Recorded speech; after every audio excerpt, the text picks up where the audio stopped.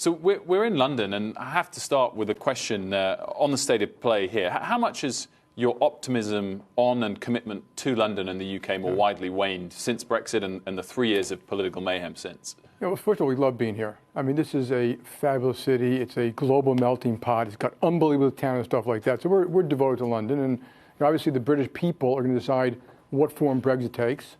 And, the negotiations, even after Brexit, I think, will be very tough and complicated. But we're devoted here. I think over time, Brexit will cause, a diminishing of the financial center here. It'll still be a financial center, but not quite the powerhouse that it was. Switching focus to earnings and JPMorgan more broadly, your recent revenues rose 8% year over year. Most of your rivals were flat. In fact, that kind of continued a theme of the last few years of your outperformance. Is it harder to make those market share gains moving forward? Yeah. I think, I've said the competition is fully back. Remember, revenues for one quarter depend on a lot of things you've done over the last few years, or a little luck, literally the weather sometimes. But I think you have major competitors everywhere. I think it's a good thing. People competing in banking, in commercial banking, investment banking, globally, credit card. So, yeah, I think it's going to be hard to eke out gains, but I hope we can try to do that. One theme from the earnings call, I think, was consumer in the US seems strong, perhaps corporate optimism less so. Overall, I felt perhaps your theme on the call was more bearish than you've been recently. Is that fair? Yeah, a little bit. So the consumer, 70% of the GDP is still quite strong. Their balance sheet, their sentiment, their income, their wages are going up. Housing's in short supply. Credit is quite good. The business side, business sentiment has dropped dramatically, confidence. CapEx has dropped. And a lot of it is around this kind of these very complex geopolitical issues, and in particular trade. And so I think trade has made a lot of CEOs question when they should invest, how they should invest, and slowed it down, and probably slowed down the economy a little bit. But it doesn't mean we're going to go into a recession. It just may very well mean a slowdown. China has been in the news, of course, recently, whether it's trade or other actions. To what extent are some of their actions, whether that is limiting democracy in Hong Kong or other things, bad enough that US companies should be criticized for making profits in China? Well, I don't think they should be criticized for making profits. I think there were legitimate issues, but for the better part of 10 or 20 years, American companies, the American government didn't pay that much attention to all the things taking place in China. This administration came out and said these issues have to be resolved. The business community supports that. So there's nothing wrong with doing business in China. These are trade disputes that we hope get resolved in a way that's good for everybody. But I do think there's legitimate criticism. You should have done it sooner. That's probably true. As it goes with Hong Kong, clearly there's been a lot of debate around the MBA's business there. If your employees spoke out, the based in Hong Kong, spoke out either in favor or against the protests there, would that be something you wouldn't mind them doing? Well, it's not up to me, okay? So the citizens of Hong Kong can do what the citizens do. We don't want them to do it on behalf of JPMorgan. So, but this issue is serious. So, I mean, number one, we want a peaceful resolution there. We think collaboration, resolution, peace is a very good thing. But it does point out some very differences between the Chinese system, which is state capitalism and censorship, and the American system. And those don't have to end up in a Cold War, but they do cause a tremendous amount of complexity for in particular, American business and trade policy and other related policies. In terms of the Fed, you said 70% of the economy is strong, unemployment's very low, equity markets at record high. Do you agree with the 3 rate cuts that the Fed has done this year? Yeah, I think so.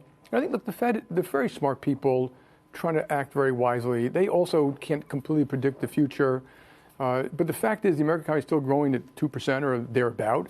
They dropped rates a little bit. In the past, there were examples where dropping rates a little bit was kind of insurance for extending the recession. Inflation is actually rather low, 1.3 or 1.5%. So I'll leave the specific judgments to them. But I think they are pretty wise people. And they probably pausing a little bit may not be a bad idea either.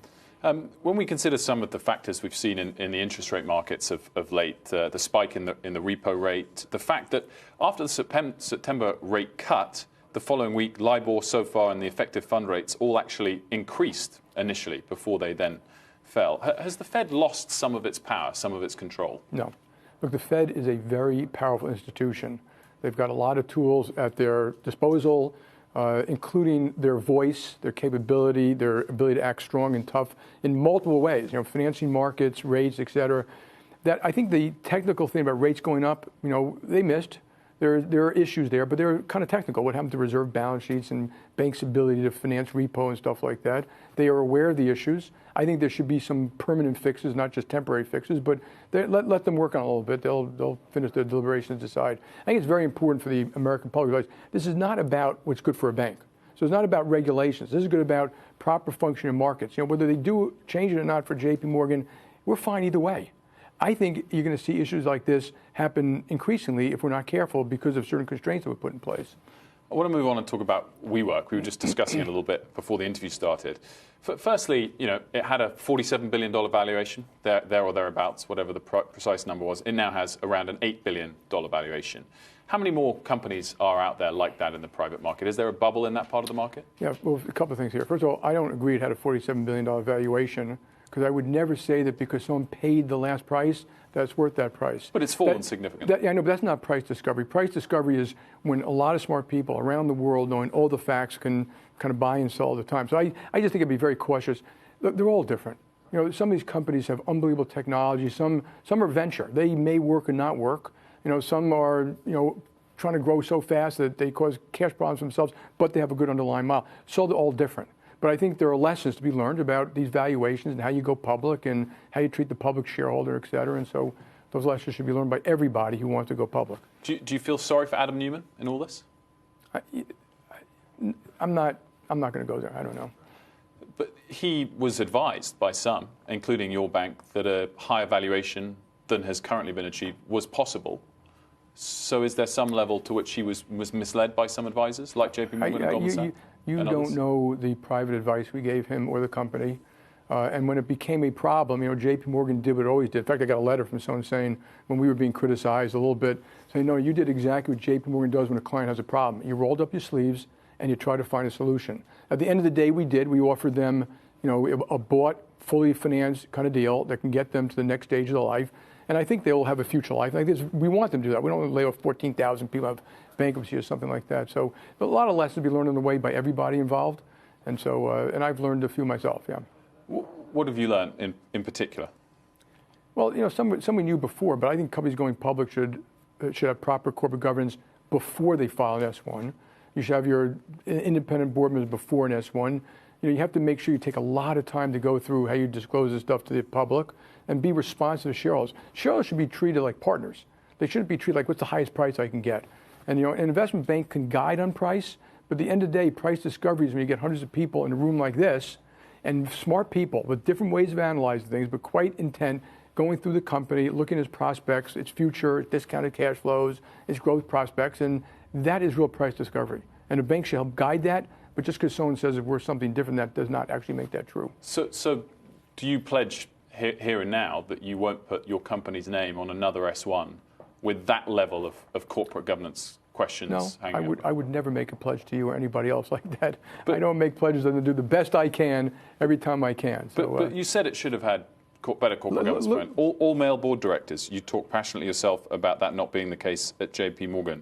The founder owned buildings where the company was a tenant. The founder had multiple person loans against its own. So a lot of those things were prior. Some of those things were changed going forward. If I remember correctly, the company promised to put a female board member. They had a female board member. But the first S1 they just got from Harvard Business School. No, I understand that, but you don't know all the conversations that took place on the first S1. Then you just said these things should happen before the S1. No, I said one of the lessons is they should have. So going forward, is that something that you don't want to put JPMorgan's name on the S1? I would never tell you something like that. We'll decide on every specific case when there's a specific case. And if we don't want to do business with a client, we can not do business with them. We can give them advice that they don't take and still do business with them. And on occasion, we give them advice and they don't take it, we will not do business. But I'm not going to go through the details of what we did in this particular one.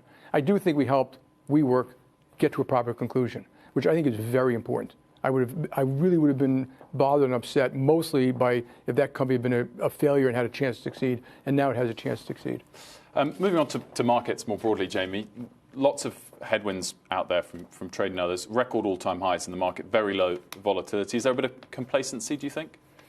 I don't know. Markets, guessing the market and guessing the is really hard to do.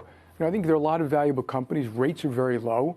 It looks like the stock markets are forecasting a pretty rosy outcome, and the bond market, it's hard to say what is forecasted because it's a lot of bonds being bought by central banks. So it's hard to tell what that really means when rates are this low in an environment which is not so bad. In terms of your forecasts for the year ahead, a lot of analysts have EPS growth, but part of that is because they expect buybacks to continue. Right. Are we at the point in the cycle, with the rate curve as it is, where it's plausible that 2020 net income could be lower than 2019 net income? Of course. That's always plausible because I don't know what 2020 is going to be. If you have a recession, yeah. And obviously we're affected by interest rates, credit, things around the world. Believe it or not, for your viewing power, I don't worry as much about that as opposed to building the business. Hire great people, build technology, have great products and services, admit your mistakes, work, fix them, move on, and that will be what it is. I actually can't affect 2020 very much even today. And if I could, only by doing probably some pretty stupid stuff. Should people expect the pace of buybacks to slow up a little bit with your share price at a kind of record valuation since the crisis, a record valuation gap compared to your rivals? Is the pace of buybacks going to slow down now? I can't answer that question. We always look at that. So I'm not going to tell you what we're going to look at and not look at because it's not fair disclosure. Mm-hmm. But I understand the point. But I think even more important, I'd rather use our capital to grow our business. And the constraints on that are multitude about how you can use capital in a bank. But if I had my druthers, I wouldn't do any buybacks at all. I'd be building my business. If I had my complete druthers, I wouldn't have a dividend. Mm-hmm. I want to talk about tech and banking. There's been a couple of high-profile partnerships of late. Facebook has explored partnerships with a number of banking companies, finance companies. Most high-profile, Apple and Goldman Sachs. Does a partnership like that make sense for JPMorgan? Well, we do have many partnerships. Obviously, we have various forms of partnership with Visa and MasterCard. We've got branded cards in Southwest, United Airlines, who've been fairly great partners over the years. But a company like Facebook, a pure tech company, company like Apple? I would explore and entertain anything, and the facts will tell.